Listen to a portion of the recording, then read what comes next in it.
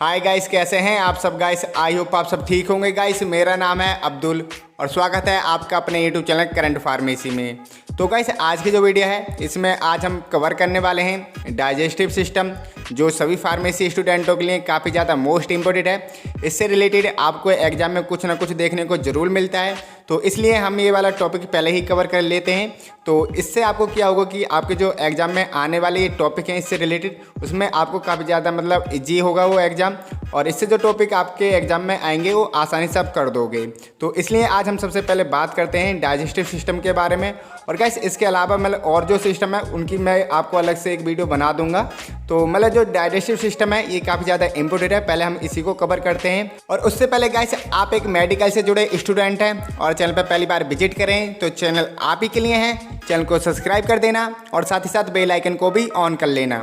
तो करते हैं आज की ये वीडियो स्टार्ट। तो देखिए गाइस जो हमारे यहाँ पे टॉपिक है वो है डाइजेस्टिव सिस्टम। तो आपने इसके बारे में ज़रूर कहीं ना कहीं पढ़ा होगा। तो हम यहाँ पे सबसे पहले बात करते हैं कि सिस्टम जो हमारे काफ़ी ज़्यादा मतलब इम्पोर्टेंट ये पॉइंट है। तो मैं आपको ये पॉइंट लिख पा रहा हूँ, आपको क्या करना है कि जो मैं आपको पॉइंट बताऊँ वो आपको अपनी नोटबुक में लिख लेना है। आप नोटबुक और अपनी पेन लेके साथ में बैठिएगा। तो देखिए सबसे पहले बात करते हैं कि सिस्टम क्या होता है। तो मैं आपको पॉइंट लिख पा रहा हूँ, ये वाला पॉइंट है, अपनी नोटबुक में लिख लेना। क्योंकि सिस्टम होता क्या है, जब कहीं काफ़ी सारी चीज़ों का एक जैसा समूह बन जाता है तो उसे हम सिस्टम कहते हैं। जैसे आप एग्जाम्पल पे ले लीजिए कंप्यूटर। देखिए कंप्यूटर को भी हम सिस्टम ही कहते हैं। उसमें क्या होता है कि हमारा सीपीयू अलग होता है और कीबोर्ड अलग होता है और माउस अलग होता है। तो इन सब चीज़ों से मिलकर हमारा बनता है एक सिस्टम। तो यहाँ पे भी ऐसा ही है कि मतलब ये एग्जाम्पल था आपका, जैसे हमारा जब सिस्टम होता है यही होता है कि काफ़ी सारे चीज़ों का एक समूह बन जाना, उसे हम सिस्टम कहते हैं। और देखिए अब बात करते हैं हम डाइजेस्टिव की कि डाइजेस्टिव क्या होता है। तो इसके लिए मैं आपको पॉइंट लिख पा रहा हूँ। देखिए होता है क्या, ये कई अंगों का मिलके भोजन को पचाना, जिसे हम पाचन तंत्र कहते हैं, ये सब इसका होता है। देखिए जो डाइजेस्टिव है इसको हम कहते हैं हिंदी में पाचन तंत्र। तो पाचन तंत्र क्या होता है कि काफ़ी सारे अंगों का मिलके भोजन को पचाना डाइजेस्टिव सिस्टम में आता है। तो ये आपकी दोनों वर्ड हैं, इनकी डेफिनेशन होगी है आपकी, ये लिख लेना आप दोनों डेफिनेशन। देखिए और बात करते हैं यहाँ पे पाचन की कि पाचन क्या होता है। तो पाचन होता है क्या कि जटिल पदार्थों को, मतलब बहुत ही बड़े पदार्थों को सरल पदार्थों में तोड़ना, यानी छोटे पदार्थों में तोड़ना हमारा पाचन कहलाता है। लिख लीजिए कि जो जटिल पदार्थ होते हैं उनको तोड़ के छोटे पदार्थों में बदलना हमारा पाचन कहलाता है। और देखिए जो हमारा पाचन होता है ये एक प्रकार की फिजियोकेमिकल प्रक्रिया होती है। अब फिजियोकेमिकल क्या होता है, देखो फिजियो होता है जिसे हम अपने शारीरिक से करते हैं। जैसे हमारा भोजन है उसे हम अपने दांतों से चबाते हैं, या फिर कह सकते हैं जिसके हम साथ ज़बरदस्ती करते हैं, वो होता है हमारा फिजियो। और केमिकल क्या होता है, जैसे हमारा भोजन है उसके साथ हमारे डाइजेस्टिव जो एंजाइम होते हैं वो हमारे इंक्लूड हो जाते हैं, और हमारी जो सेल है उसमें इंक्लूड हो जाती हैं, और हमारे लार इंक्लूड हो जाता है। तो इसलिए ये हो गया केमिकल।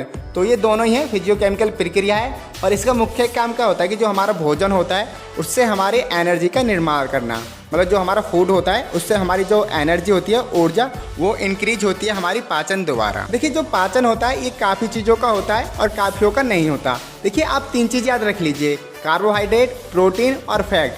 तो ये जो तीनों हैं इनका हमारा पाचन होता है। और इसके अलावा देखो हमारा जैसे जल है और खनिज पदार्थ हैं, इनका क्या होता है कि छोटे पार्टिकल होते हैं, इनका क्या होता है इनका पाचन नहीं होता और इनको डायरेक्टली हम अवशोषित कर लेते हैं।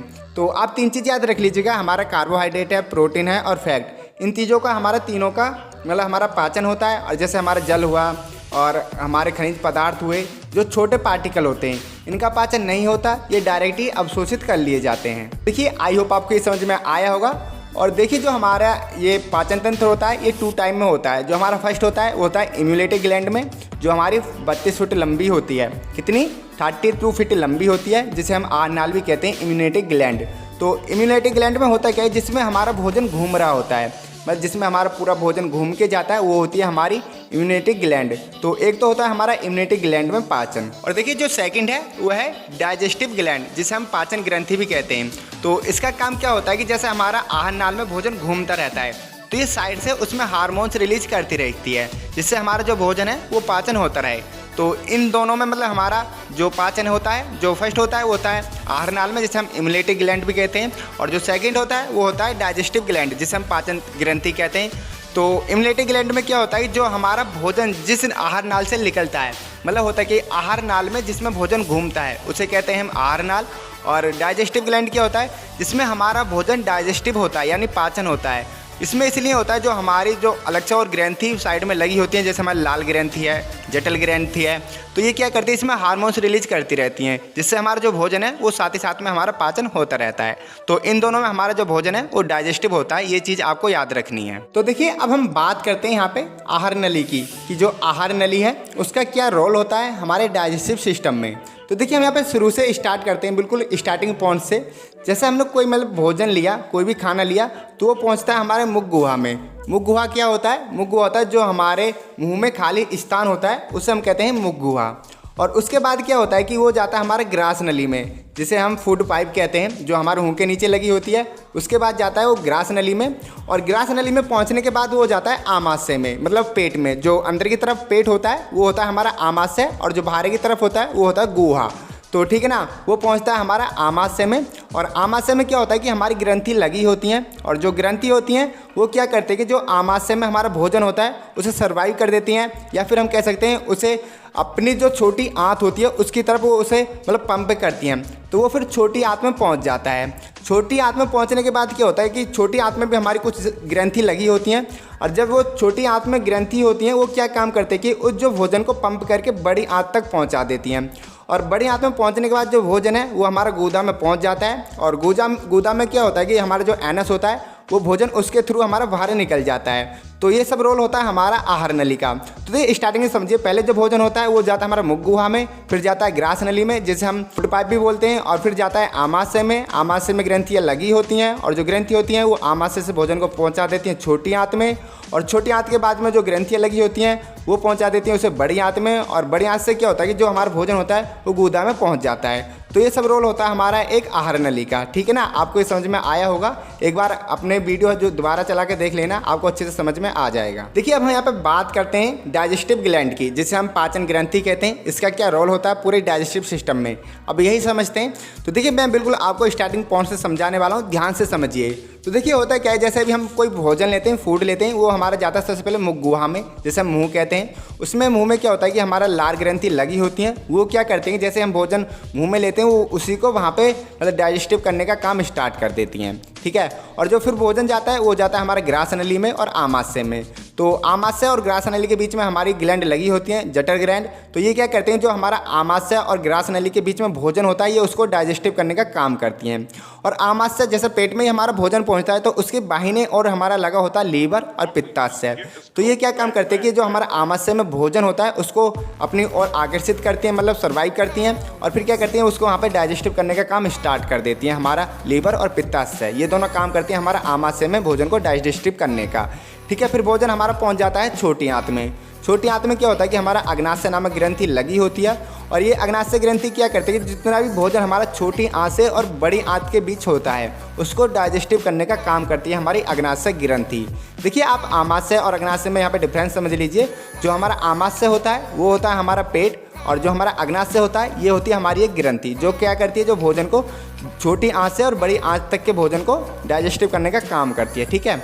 और फिर क्या होता है कि जैसे हमारा भोजन बड़ी आंत में पहुंच जाता है और फिर उसके बाद हमारा गूदा से निकलता है, तो वहाँ पे हमारी एक ग्रंथि लगी होती है छोटी आंतें और बड़ी आंत के बीच में, जिसे हम कहते हैं अक्र ग्रंथि। तो ये अक्र ग्रंथि करती क्या है, जो हमारा बड़ी आंत और गूदा के बीच का भोजन होता है उसको डाइजेस्टिव करने का काम करती हैं, ठीक है। इतना समझ में आया। देखिए स्टार्टिंग से समझिए, जो हमारा मुख गुहा होता है वहाँ पर लगी होती है हमारी लार ग्रंथि, जो यहाँ के भोजन को डाइजेस्टिव करने का काम करती हैं। और जो हमारा आमाशय और ग्रास नली के बीच का भोजन होता है उसको हमारा जो डाइजेस्टिव करती है वो करती है हमारी जठर ग्रंथि, ठीक है। और फिर आता है जो छोटी आंत के बीच में और आमाशय के बीच में ग्रंथियाँ लगी होती हैं, वो होती है हमारी लीवर और पित्ताशय, जो इन दोनों के बीच का भोजन होता है उसको डाइजेस्टिव करने का काम करती हैं, ठीक है।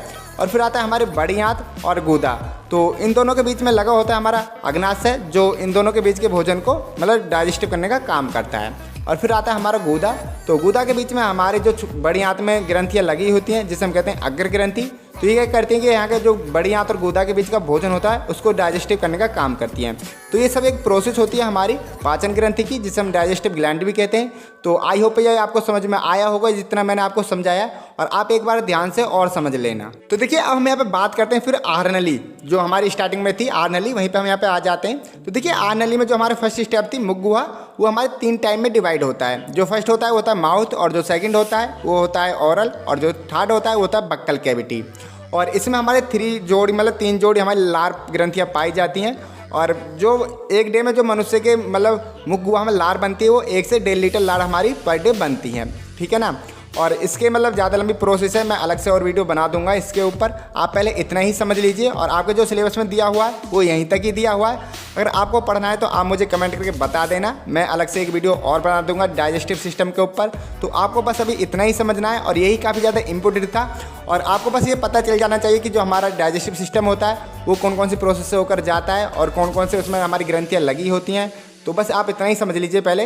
तो बस गाइस यही था आज की वीडियो में। आई होप आपको ये समझ में आया होगा। तो गाइस वीडियो कैसी लगी एक बार हमें कमेंट करके जरूर बताना। और गाइस वीडियो अच्छी लगी हो तो वीडियो को अपने फ्रेंड लोग और क्लासमेटों के साथ भी शेयर कर देना। और गाइस आप मुझसे बात करना चाहते हैं तो आप कर सकते हैं मुझे इंस्टाग्राम पे फॉलो, आपको जो लिंक है वो वीडियो के डिस्क्रिप्शन में मिल जाएगा।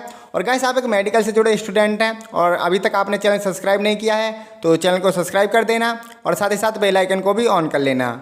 तो मिलते हैं जल्दी नेक्स्ट वीडियो में, तब तक के लिए thank you for watching video. Have a nice day.